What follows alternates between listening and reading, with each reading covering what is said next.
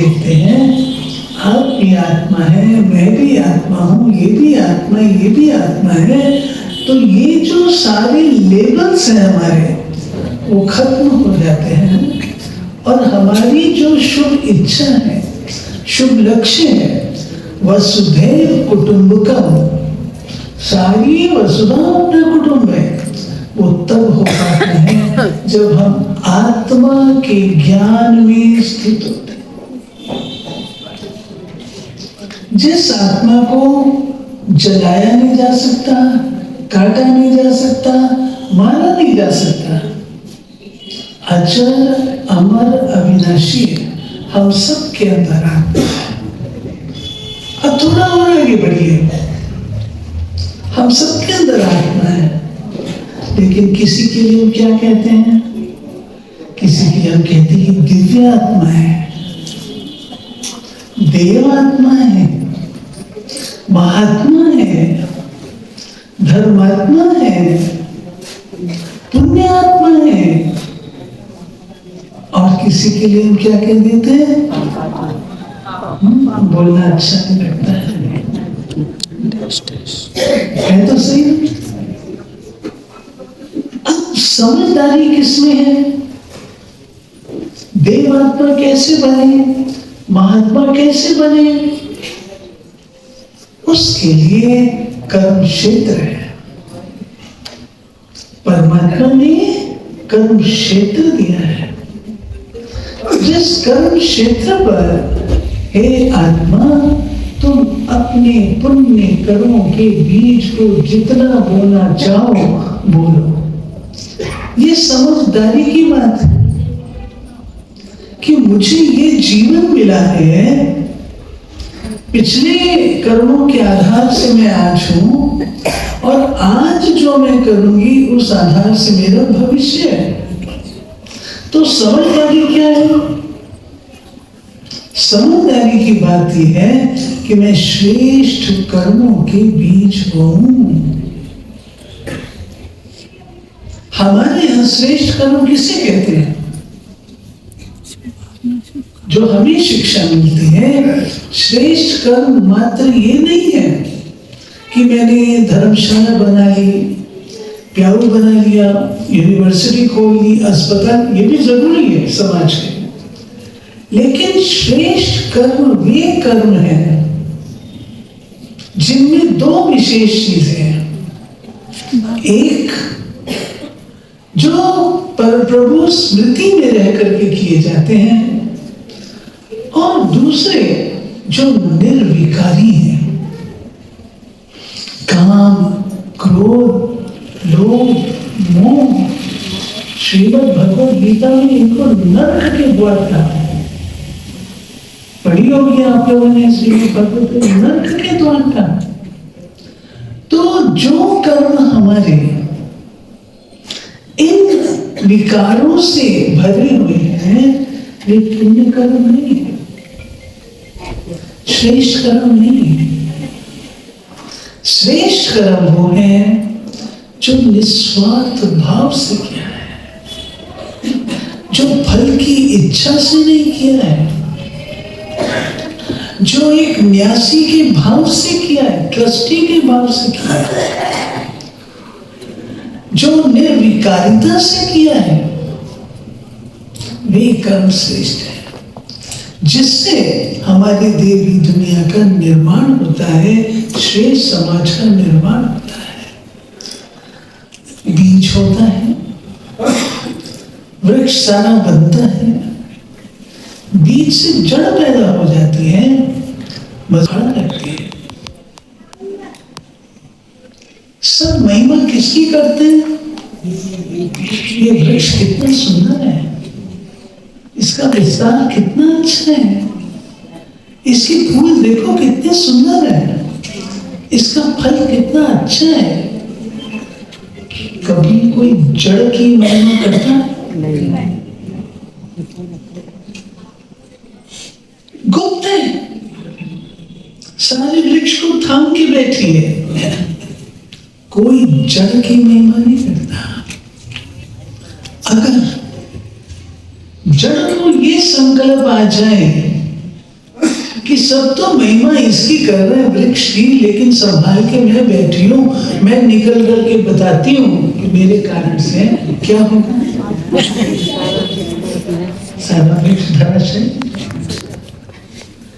ये श्रेष्ठ कर्म गुप्त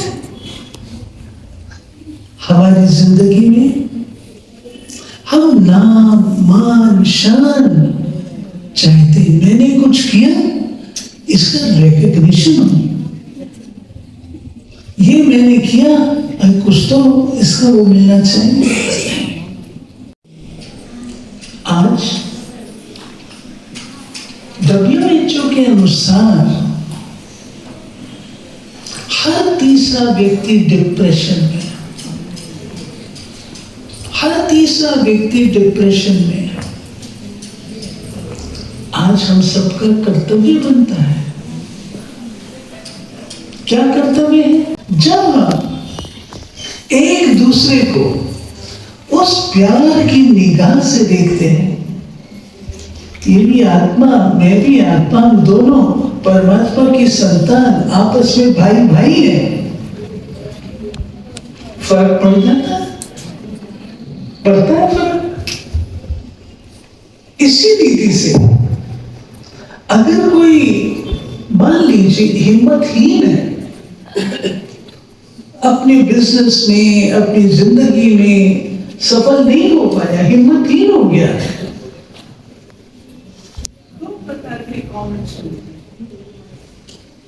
एक मिलता है, हाँ ठीक ही हुआ इसके साथ, ऐसा ही होना चाहिए। और दूसरा क्या कहता है? नहीं भाई, हिम्मत नहीं छोड़ो, हिम्मत मर्दा मदद खुदा, वो तेरे साथ है, हम भी तेरे साथ हैं, और उसको हम उठा के खड़ा कर लेते हैं। ये है पुण्य का। किसी निराश व्यक्ति को देना,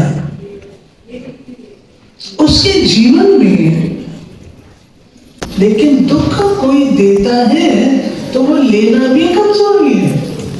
क्यों? अगर मुझे कोई चीज ऐसी देता है, खराब है, तो मैं उसको लूंगी क्या? नहीं लूंगी ना, नहीं लूंगी ना। मैं आपको पेन दूं, आप वो पेन ना लें, वो पेन किसके पास है? मेरे पास है ना। ऐसे ही कोई दुख देता है आपको, लो नहीं। आप दुख लेते हो अर्थात उससे प्रभावित होते हो। कोई आपको चोर कहे, आप चोर तो नहीं हो, क्यों फील करते हो? क्यों समझते हो? लोग कुछ ना कुछ बोलते हैं, तो लोगों का काम है। आपको कोई दुख देता है, कोई आपको चोर बोलता है, आप चोर नहीं है, क्यों फील करते हो? और मानो कोई आपको चोर कहता है और आप चोर हो, तो भी आपको फील नहीं करना चाहिए क्योंकि चोर हो। तो दुख नहीं लेना, दुख लेने से अपना मनसा कमजोर बनती है, और जब मन कमजोर बनता है, विवेक काम नहीं करता है, फिर हम गलत कर्म कर देते हैं। ऐसे ही हमको सिखाया जाता है, बदला ना लो, बदल करके दिखाओ। 3 दिन पहले की बात है, मैं कहीं पर थी, कोई कार्य था, मैंने उस व्यक्ति को डायरेक्ट फोन किया, लेकिन वो व्यक्ति, मुझे पता था वो किस प्रवृत्ति का है, कैसा है, मुझे पता था, लेकिन मैंने फिर भी बहुत नम्रतापूर्वक उससे बातचीत की, भाई ये कार्य करते हैं। उस व्यक्ति ने मुझे थोड़ा बहुत सुनाया, मैंने प्रेम से सुन लिया। मैंने कहा, भाई देखो मालिक आप हो, चाहो नहीं चाहो तो ना करो, कोई बात नहीं, वो व्यक्ति तो थोड़ा तेज स्वभाव का था ही, तो उसके ऊपर तो कोई प्रभाव इन चीजों का पड़ता नहीं था। बात पूरी होगी।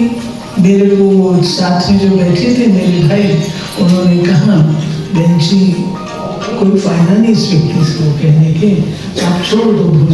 मैं ठीक है, लेकिन दिन पूरा हुआ, रात को वो खास मेरे को मिलने के लिए 8 बजे आया। जी सवेरे जो बात हुई थी आप उसको भूल जाओ, आप जो कहोगे सो मैं करूँगा। तो मैं चाहती तो मैं भी पावरफुल स्टेज पर हूँ, मैं भी 2 बातें उसको बोल सकती, तुम कैसे नहीं करेगा, तेरे को करना पड़ेगा, बोल सकती थी। भगवान ने एक विधि सिखाई है। जैसे पतंग उड़ाते हैं ना, तो पतंग उड़ती कैसे है? कभी आप उसको ढील देते हो, कभी आप उसको, ये ज्ञान है, ये समझदारी है, कहाँ ढील देनी है, कहाँ टाइट करना है। तो हमारे सिखाते बदला ना लो, बदल करके दिखाओ। सर है, कोई नई बात नहीं है। कहावत बनी है, निंदक नियरे राखिए, निंदक नियरे राखिए। जो निंदा करने वाला है मित्र हमारा सोए, ये हमारे फाउंडर कहा करते। अब इसमें कितनी समझ है, कितना ज्ञान है इसके अंदर। देखिए जो आपके मित्र हैं वो कभी आपकी गलती आपको नहीं बताएंगे, वो आपकी वाहवाह करते रहेंगे, शाबाश शाबाश करते रहेंगे। हमारे भी कान प्रशंसा सुनने के आदि हैं। वो संगीत लगता है, जब कोई प्रशंसा करता है तो वो संगीत लगता है कानों। अगर कोई कुछ ऐसा बोल दे तो लगता है इसने पत्थर मार दिया। लेकिन आपकी गलती आपका निंदक ही बोलता है। वो संकेत है कि कौन सी बात आपने सुधारनी है। पिकअप कर लो, सुधार कर लेंगे। साइकोलॉजी में हम लोग पढ़ते थे, critics are your best friends. जो आपके क्रिटिक्स हैं वो आपके सही मायने के दोस्त हैं, क्योंकि वो आपको बता देंगे कहाँ आप गलत हैं। ये जितने निंदक हैं ये मुझे सदा सतर्क रखते हैं कि मैं कोई उल्टा कदम ना ले लूं। ये व्यक्ति मेरे काम में रोड़े डालता है तो भी मैं इसके प्रति शुभ भावना, ये मेरे से तो संभव नहीं है। मैं सच्चाई से दादी जी को बोला, मैं दादी मेरे कोई थियोरी लगती है, झूठी बात है। वो मेरे साथ ये कर रहा, मैं अच्छा करूं उसके लिए, वो और ही इनकरेज हो जाएगा। दादी जी ने समझाया, दादी ने कहा तुम उल्टा करना चाहती हो। मैंने कहा मैं आपको प्रॉमिस करती हूँ मैं कभी भी उल्टा नहीं करूंगी, लेकिन आप कहो कि इसके प्रति शुभ भावना रखो, उसकी मेरे में शक्ति नहीं है। तो दादी जी ने कहा कि तुम करके देखो, एक बात तुम मेरी बात मान के देखो, करके देखो, और दूसरा तुम कौन हो वो ध्यान पे रखो। मैंने दोनों बातें मानी उनकी। मैंने करना भी शुरू किया शुभ भावना, और दूसरा हमारा स्वमान, हम कौन हैं? हम लोग रचयिता हैं या विनाशकारी हैं? कौन है? निर्माण करता है या विनाश करता है? निर्माण करता है ना। परमात्मा का कार्य निर्माण का है। मैं परमात्मा के सहयोगी बनना चाहूंगी, निर्माण का कार्य करना चाहूंगी या विध्वंस का कार्य करूंगी? निर्माण का ना। मैं उसकी बच्ची हूँ, उसकी संतान। हम सब परमात्मा की संतान। परमात्मा हमारा क्या करता है? कोई कैसा भी हो तो भी उसका उद्धार करता है। तब तो उसको कहा गया दया का सागर, कृपा का सागर, पतित पावन, तब तो कहा गया ना। अगर वो ना करता तो तब थोड़ी हम उनको कह सकते थे पतित पावन, दया का सागर। तब तो बदला लेता तो थोड़ी कह सकते थे। तो तुम किसके बच्चे हो? हमारी संस्कृति क्या कहती है? हम देवताओं के वंशज हैं, देवताओं की वंशावली है, परमात्मा की संतान है। एक परिवार का बच्चा ध्यान रखता है मेरा परिवार इतना ऊंचा है तो मैं कोई ऐसा काम ना करूं। तो ऊंचे से ऊंचे परिवार के हम बच्चे हैं। ऊंचे से ऊंचा परिवार परमात्मा का परिवार, उसके हम बच्चे, तो हम उल्टा कार्य कैसे करेंगे? मुझे निर्माण का कार्य ही करना है, एक ही फैसला लेना। और तीसरी बात, इसे पाने के लिए मुझे परमात्मा को याद करके शक्ति लेनी। मेरे में शक्ति नहीं है, शक्ति लेनी है। शक्ति कोई आपको ऐसे मुट्ठी से देगा नहीं,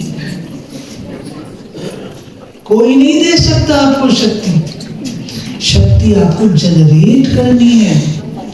इसी का नाम योग है, इसी का नाम ध्यान है, इसी का नाम मन मना भाव है। मन को उसमें लगाओ। मैं छोटा सा एग्जाम्पल देते हैं। आप लोग अच्छे अच्छे देवताओं को याद करिए जरा। श्री कृष्ण जी को याद करो, श्री राम को याद करिए, माँ दुर्गा को याद करिए, माँ सरस्वती को याद करिए, माँ लक्ष्मी को याद करिए, हनुमान जी को याद करिए, गणेश जी को याद करिए। कैसा लगता है? अच्छा लग रहा है? अब आप एक अत्याचारी को याद करो, भ्रष्टाचारी को याद करो, कैसा लग रहा है? बुरा लग रहा है? बस मेरा पिता कितने गुणों का सागर है, मैं उसकी बच्ची हूं, संतान हूं। मुझे भी उस पिता के गुणों को धारण करना है। जैसी स्मृति वैसा स्वरूप, नष्टो मूढ़ा स्मृति लब्धा। स्मृति स्वरूप, सोच स्वरूप नहीं, स्मृति स्वरूप। आप कभी नहीं भूलते मैं किसका बच्चा हूं, आप कभी नहीं भूलते हम किस संस्कृति के हैं। ये क्यों भूलते हैं मैं परमात्मा का बच्चा हूं? मैं परमात्मा का बच्चा, मेरे हाथ से गलत नहीं हो सकता, मेरी सोच से गलत नहीं हो सकता, मेरी वाणी से गलत नहीं हो सकता। जब हम ये लक्ष्य रख लेते हैं तो समाज में भी परिवर्तन आना शुरू। कौन लाएगा परिवर्तन? जादू की छड़ी से कोई परिवर्तन नहीं आएगा। हमको ही करना है, हमको ही करना है। ठीक है, हम लोग अपनी ओम शांति रिट्रीट सेंटर है ना, उसकी सिल्वर जुबली शुरू हुई है, तो हमने उसमें एक प्रोजेक्ट लिया है, घर मेरा स्वर्ग। घर मेरा स्वर्ग। हमने अपने घर को स्वर्ग बनाना। सुना माता? अपने घर को स्वर्ग बनाना।